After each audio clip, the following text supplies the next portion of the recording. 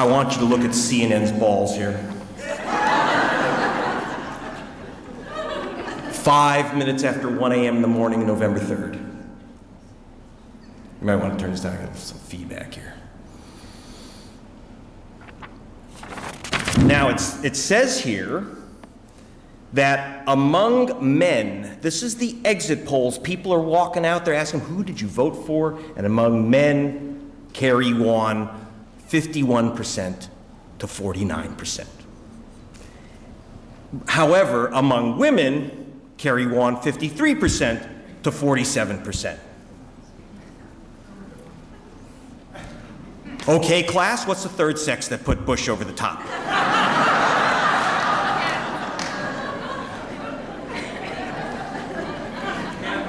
Now, I'm just a reporter, but I was assigned to cover the election for a pirate station, BBC Television out of London, and so we've been investigating some odd doings in the United States, a team that I was heading. So I looked at that and I had to report the results. So I told the Planet, I announced that in Ohio, John Kerry had won. He won the votes, but then I explained that it doesn't get inaugurated, see. What happened? What happened? Kerry wins among women by 53%. Among men, 51-49.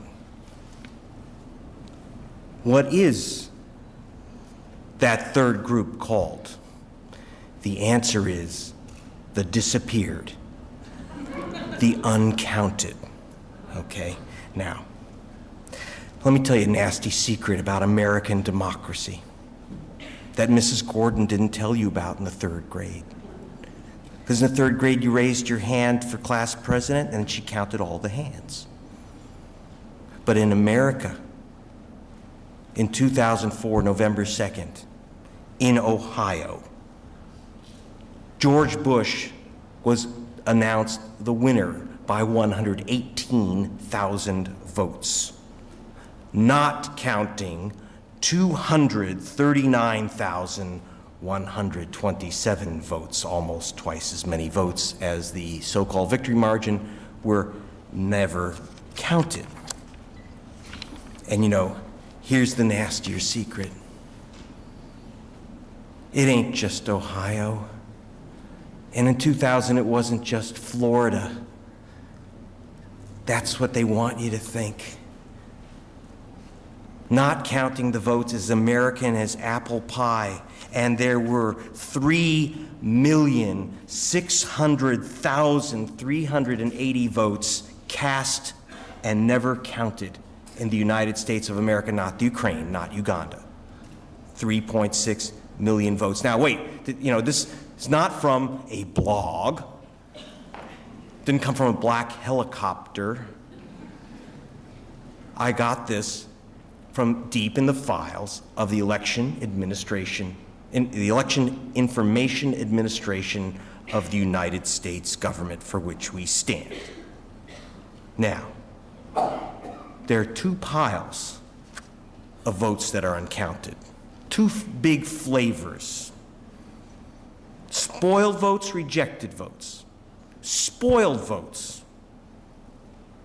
1,389,231 of these spoiled. They didn't count. Now, how do votes spoil? Leave them out of the fridge? No. Hanging chads. They hung around from 2000. They multiplied. They didn't get it. We had a lot of discussion. It's like, that went away. Hanging chads, punch cards that don't punch, touch screens that didn't think you touched them right. They weren't in the mood. They did not respond to your touch. In other words, there's glitches.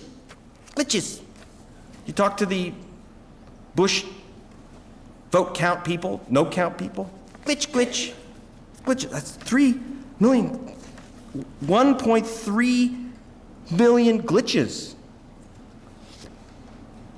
Whose glitches? Who gets glitched in America. In another life I'd like to forget about, I taught statistics at the university level. We did some work with some of my colleagues, and we came up with these two bars. Now, there's a little short bar. The little short bar is the number of glitched votes cast by white voters, voters in white majority districts. The big, long, thick bar is the black bar, and that is the number of the percentage of votes cast by African Americans which are glitched, not counted. Okay? 1 in 7 votes nearly in the United States of America. Okay? Let's put it this way.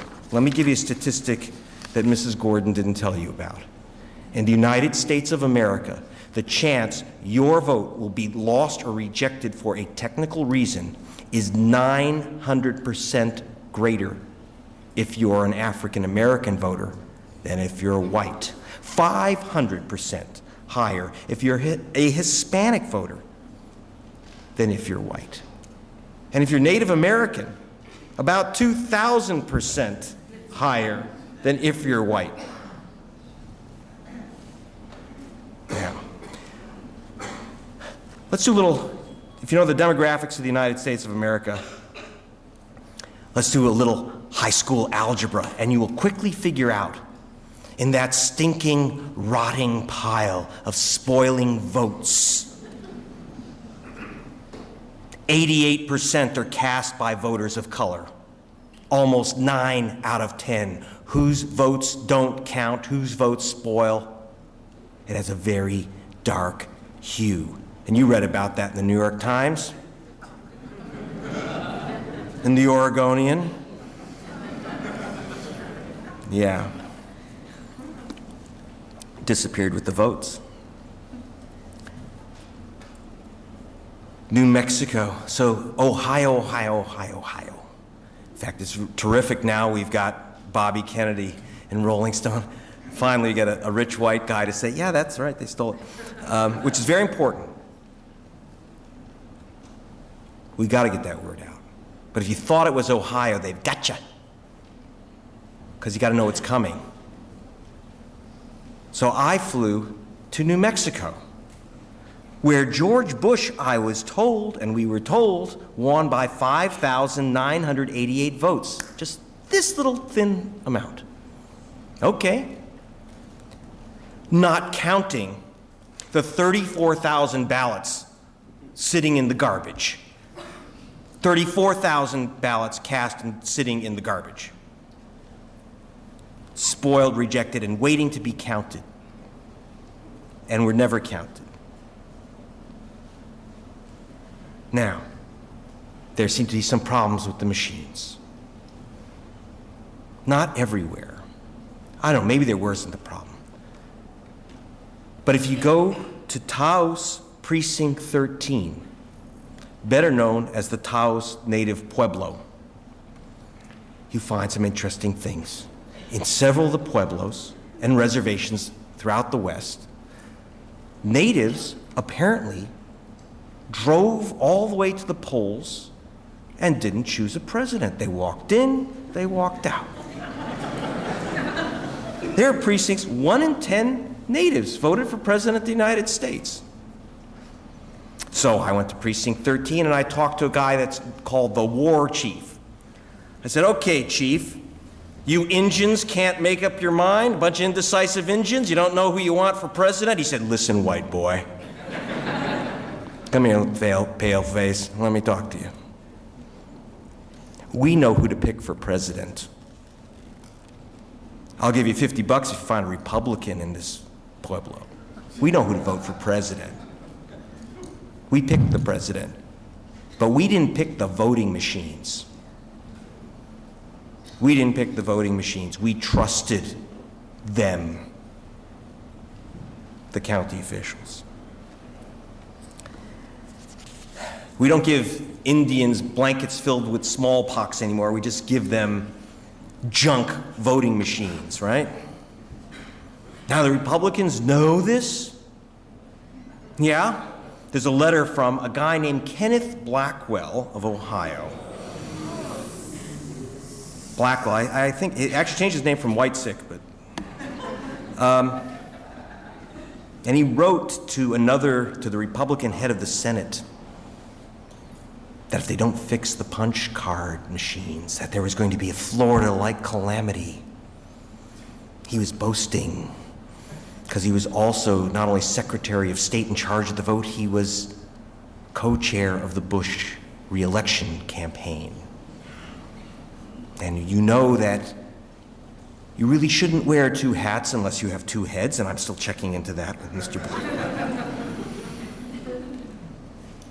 And by the way, he was sued by the ACLU before the election to change the machines. He said, no problem. See you in court. And they set the court date for 3 weeks after the election.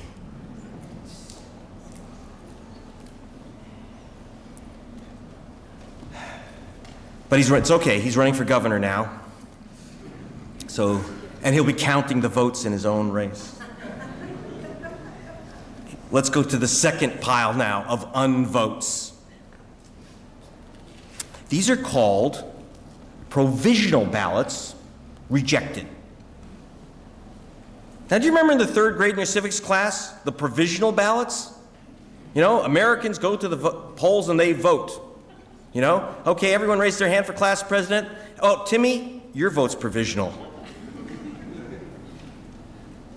Where did provisional voting come from? What happened? Well, in 2002, after the national embarrassment of Florida, okay, I know there are those of you who think it was an electoral coup d'etat.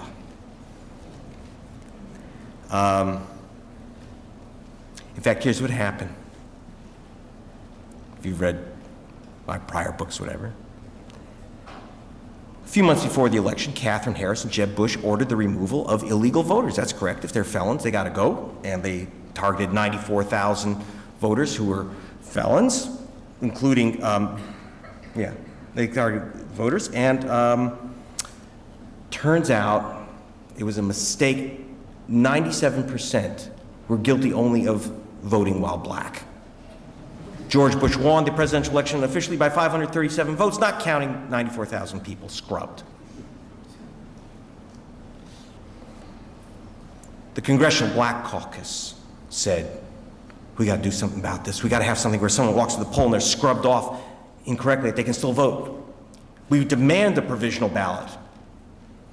And Karl Rove said, great idea. Now, some of us thought that was a kind of signal of danger. So they got their provisional ballots. George Bush signed it into law in the Help America Vote Act of 2002. Now, when George Bush tells us he's going to help us vote, oh, he helped. He helped. Who got provisional ballots? Those who were challenged or found their registrations purged or challenged. How many? 3 million. 3 million voters were shoved into the back of the bus provisional ballot. 3 million. And the number in the garbage can? 1,090,729 votes were taken and thrown away. Like that. Who? Okay. See, because the HAVA law, when George Bush signed the law to help us vote, he accepted the Black Caucus demand that voters get the right to a provisional ballot if they're challenged, if there's any question about their right to vote. But they didn't include any provision to have the votes counted.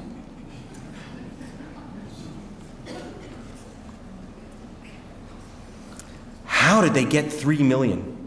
The Congressional Black Caucus thought 100,000 nationwide, 3 million. A mass challenge of voters across the country not seen since the days of Jim Crow. How did that happen? And why didn't we see it coming? Actually, you would have seen it coming if you watched my program, BBC Television, because a week before the election, we put this on the air.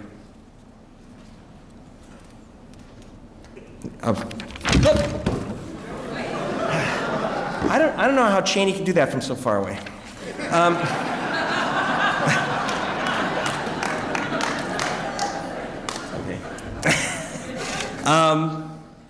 Well, see, this is the way I get you to buy the book because it's too small to read. But you I'd pass it around.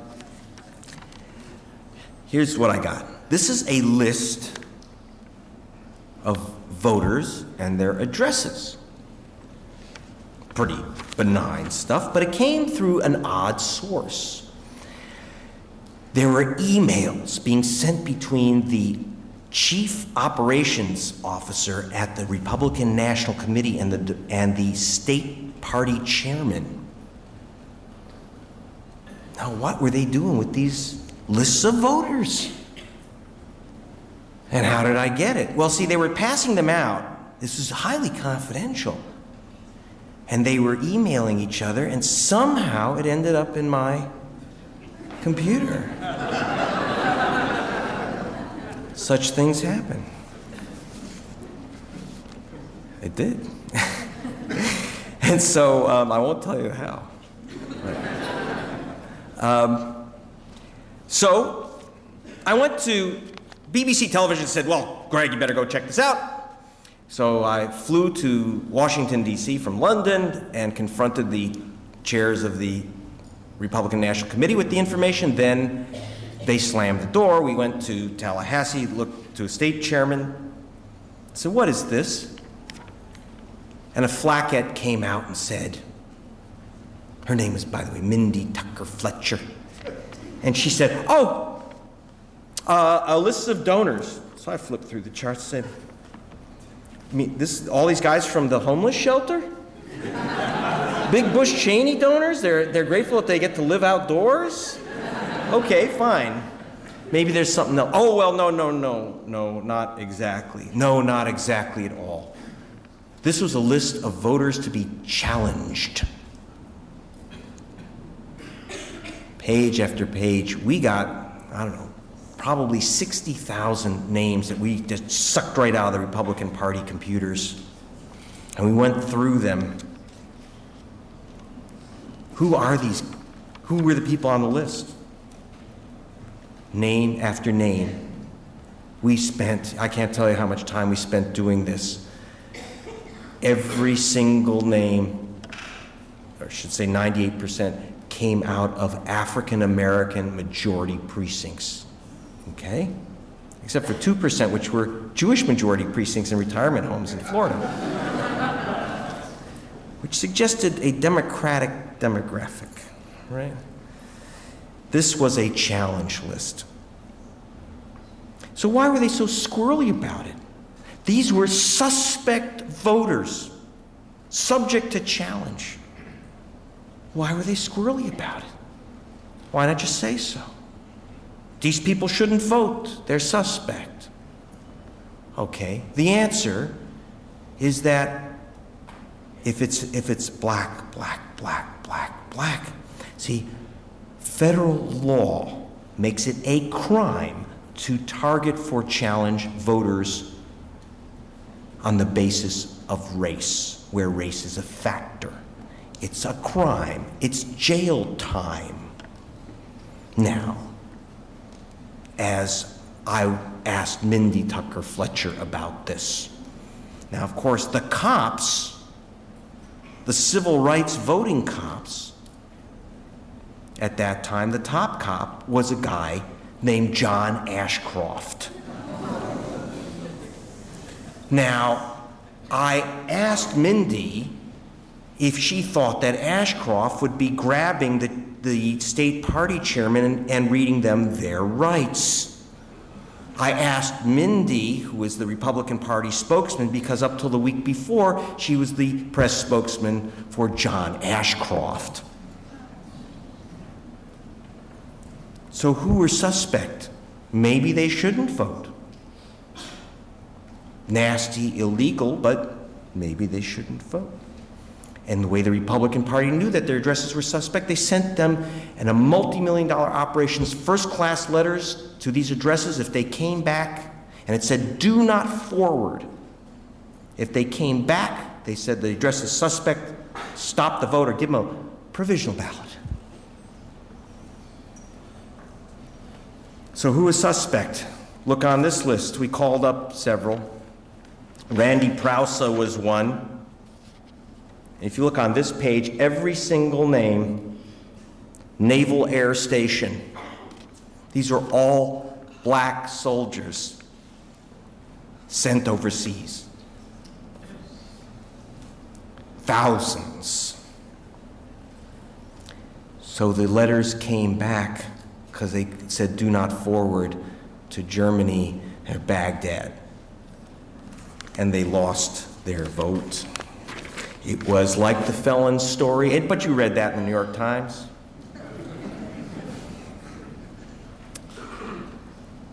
Internet theories. We put it on BBC TV. And people stopped me in the street and said, so Bush has to step aside now, right? What are you going to do about it? Next election. There's more votes in the spoilage bin. Voter IDs. We haven't even gone into the database questions. How do you think they got those voters? This is all those lists, databases. It's not a war on terror that they're collecting these names for. It's a war on democracy.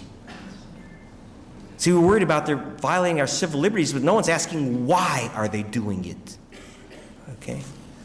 They're doing it because they need to crank up. They know that you're not happy. So shoplifting 3 million votes just won't be enough in 2008. It's got to be 5. So they have a voter ID requirement and databases. So I'm telling you now, and I'm telling you where the next oil war will be. In Venezuela. Don't worry about the Punch and Judy show with Mad Mahmoud. Okay. What are you going to do about it? I was talking with Martin Luther King III, and he told a group of civil rights leaders, he says, I'm going to take Greg's book and place it on my father's grave. And he'll be pleased. And I was very moved by that. But then I thought, hey, you're going to get the book dirty. And maybe there's a better use. And Jesse Jackson, I'm not making this up, by the way. Not that I make up anything.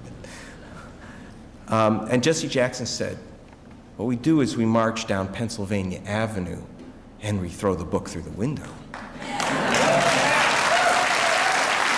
He said, Jackson said, who is co-sponsoring the ARM Madhouse Tour through Operation Push, he said, because he said, we march, we win every time.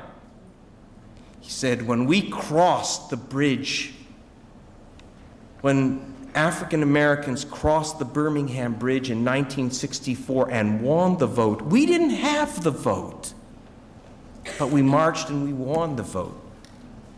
We marched against the war in Vietnam and won the peace. Labor unions, women's groups, the populist movement, we march, we win. Okay? That's the beginning. What do we do? Okay? What about they're going to steal the elections? So why bother voting? Why bother? Why bother? They've got it all wrapped up. Why bother? Okay. Why bother? Someone's going to have to vote for the guys in Taos Precinct 13. They're not going to count their votes. Let me tell you something. When I went there, in the morning, every morning, the veterans, because every native goes into the military, let me tell you, Who do you think's out there? Every morning they raise the American flag and salute it. And I didn't quite get it. You know, they take away their vote. They said they take away our votes. They take away our land. They take away our kids to the war. But we'll be damned if they're going to take away our flag and our country.